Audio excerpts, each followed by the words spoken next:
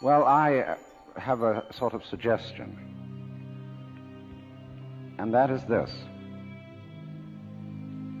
that before we decide either to save the planet or to destroy it, we pause for a moment of silence. I don't mean that kind of grim silence which one observes when somebody says,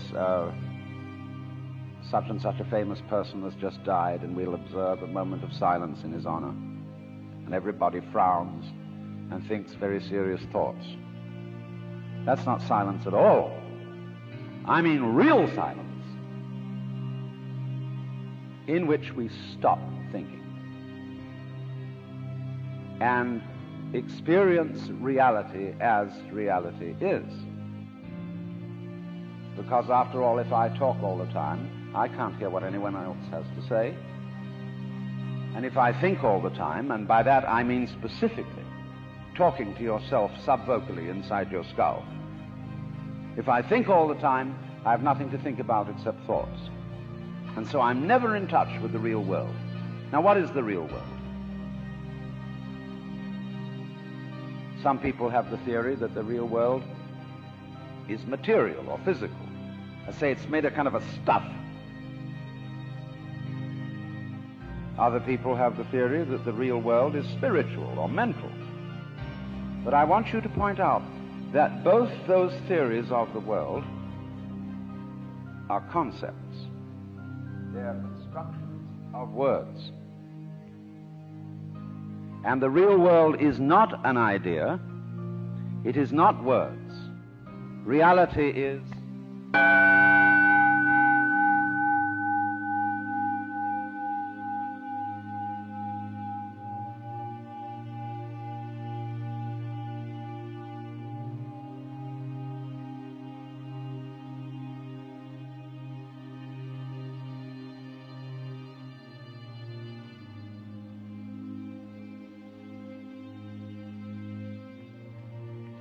You'll find, therefore, that if you get with reality, all sorts of illusions disappear. And I will mention several illusions that have not this kind of existence.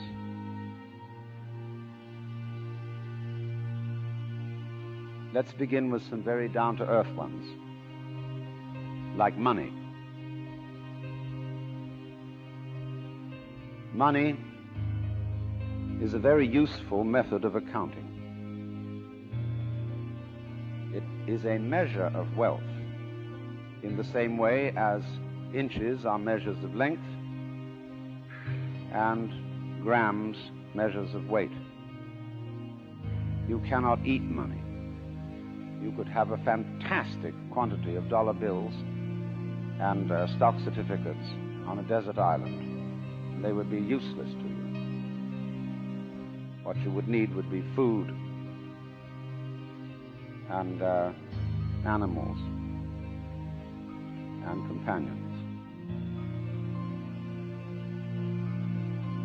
Money simply represents wealth in rather the same way that the menu represents the dinner.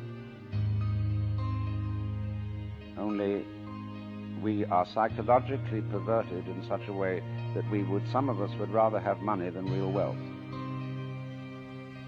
But you know, you cannot drive in 5 cars at once, even though they be Cadillacs.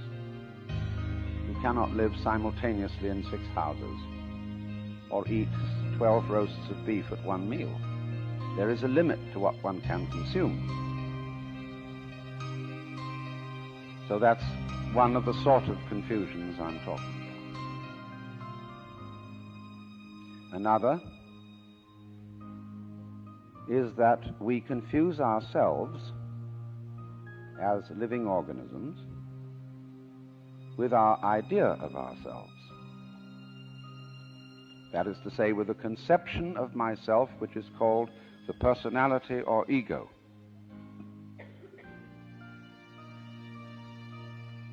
That is what we have been told we are. And it's an extremely crude and limited conception of oneself.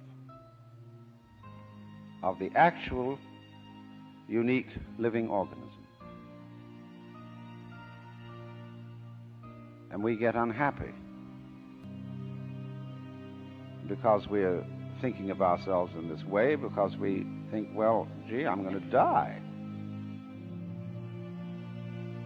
I once talked to a woman who came to me and said she was afraid of death. And we went into it in a long conversation. I said, what are you really afraid of? And she thought it over, and he said, you know, what I'm going to be afraid of is what other people are going to say. They're going to say, poor old Gert, she couldn't last it through. Because you see, who you think you are is entirely dependent on who people have told you you are. You're not that. Then another thing that bothers us is time. Most people nowadays say, I have no time. Of course you don't. Because you are not aware of the present. You know, the present is represented on your watch by a hairline that is as thin as possible, as is consistent with visibility. And so everybody thinks the present is, instead of,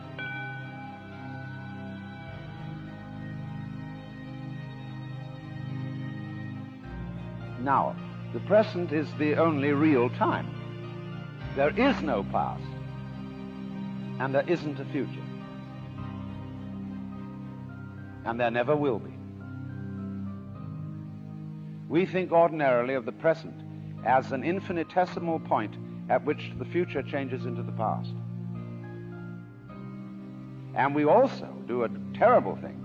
We imagine ourselves to be results of the past.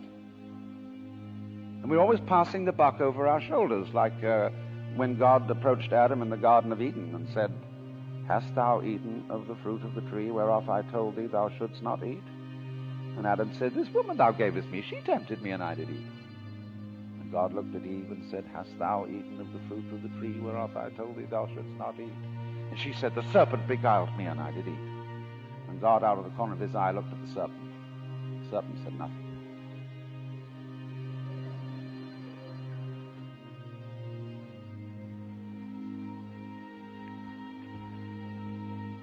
So you see, we're always passing the buck. And don't realize that the past is caused by the present, as the wake of a ship flows back from the prow. Now, the wake doesn't drive the ship any more than the tail wags the dog.